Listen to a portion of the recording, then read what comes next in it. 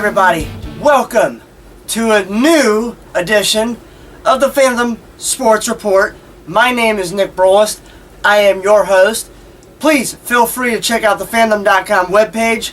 We've had a ton of visitors lately, and we're growing, so it's all good.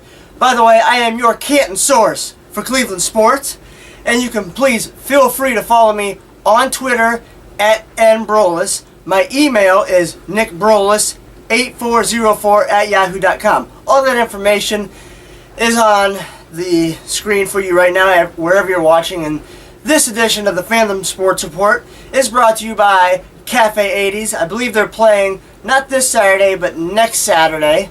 And please feel free to find them on Facebook and like them. For those of you that are watching on your smartphone, please feel free to download the Bands in Town app to follow them and find out where all they're going to be this upcoming summer, because they got a lot of shows planned.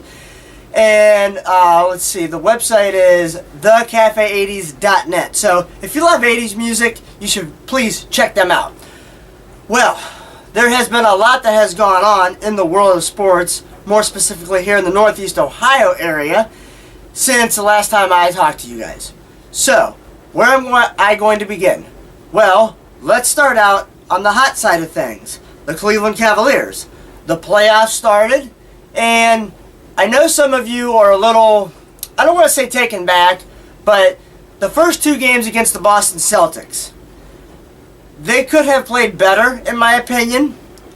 They are, I don't want to say playing to the level of competition, but I kind of am. So, watching these two games, I'm thinking, you guys say you're not looking past the Celtics, but your body language is saying differently. I think they could be playing better defense. I think they could be playing better in the paint more specifically.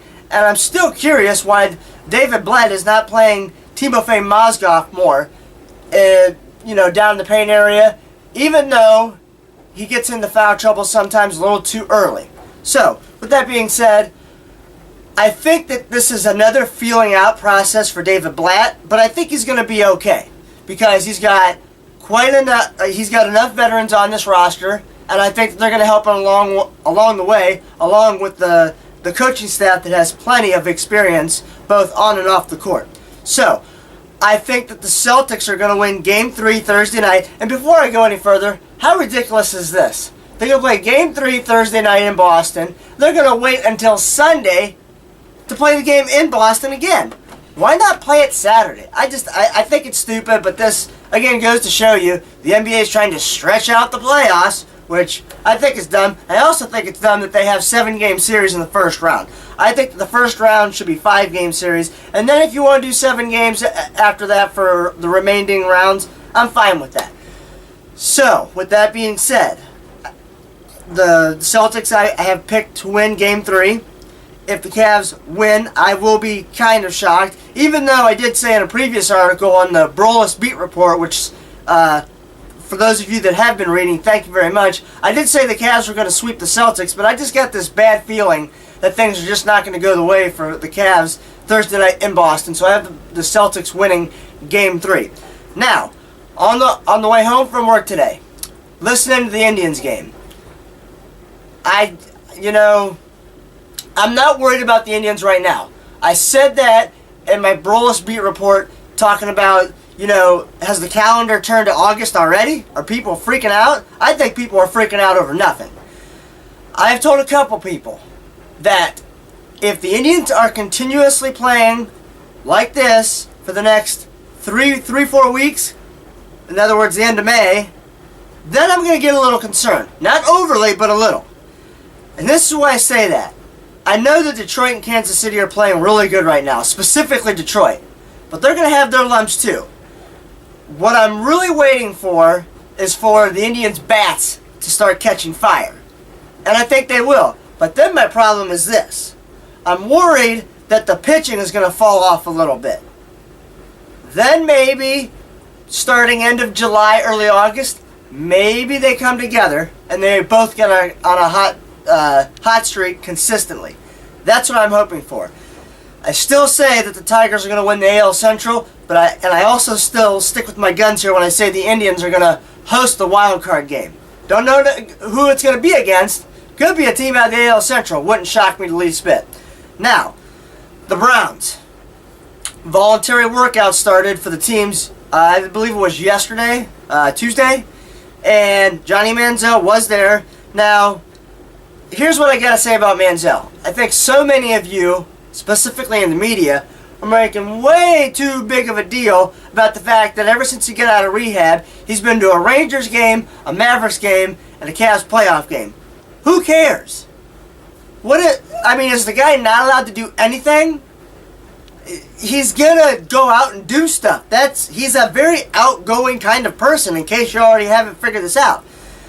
Now, if he goes out and gets smashed at a bar or another fight, or if there's another report that comes out within the next month about him being disgruntled in any way, yeah, I'm going to take issue with that. But you can't stop the guy from living. Now, do I agree with some of the reporters that maybe he should check out of the apartment in downtown Cleveland and move to the west side and be in a little quieter area? I wouldn't mind that. But the guy's he's gonna live. Get off his back. My goodness. The NFL draft, as of tonight, is 8 days away. And I have the Browns taking a defensive player first, and then maybe an offensive lineman or a wide receiver. But I would not be opposed to it being vice versa. But if they go after a defensive player at pick number 19, I don't think they're going to get their defensive tackle, Danny Shelton from the University of Washington, if they wait until 19, because I think he'll be gone before then. And I say that they need to go after a defensive tackle because Phil Taylor he's not reliable. He's either hurt or he's not reliable on the field in terms of his production. So that's my opinion with that. Now, Ohio State has picked up quite a few top recruits lately. I can't think of their names off the top of my head. I got the list upstairs. But they're doing very well. And I'm not going to be shocked if they win the national championship again next year in 2015.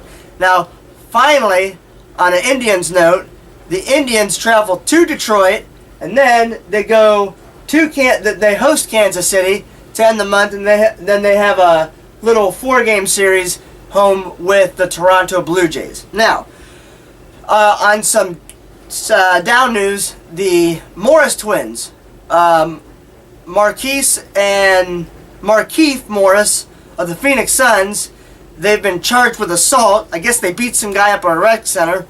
Doesn't shock me whatsoever, because professional athletes just think they can do whatever they want. And there was another note that I was looking up. Oh, Greg Hardy, the defensive end, the former defensive end of the Carolina Panthers, who just recently signed with the Cowboys. Not recently, but you guys get the idea. He got suspended for 4 games from the commissioner because of the domestic violence charges. So we'll see what happens with that. And finally, I'm still very curious to see what happens with this whole Adrian Peterson situation, whether he gets traded or not. So that's it for this edition of the Fandom Sports Report. My name is Nick Brolis. I am your source. I am your Canton source for Cleveland sports. I'll get it down one day. Have a great week, everybody.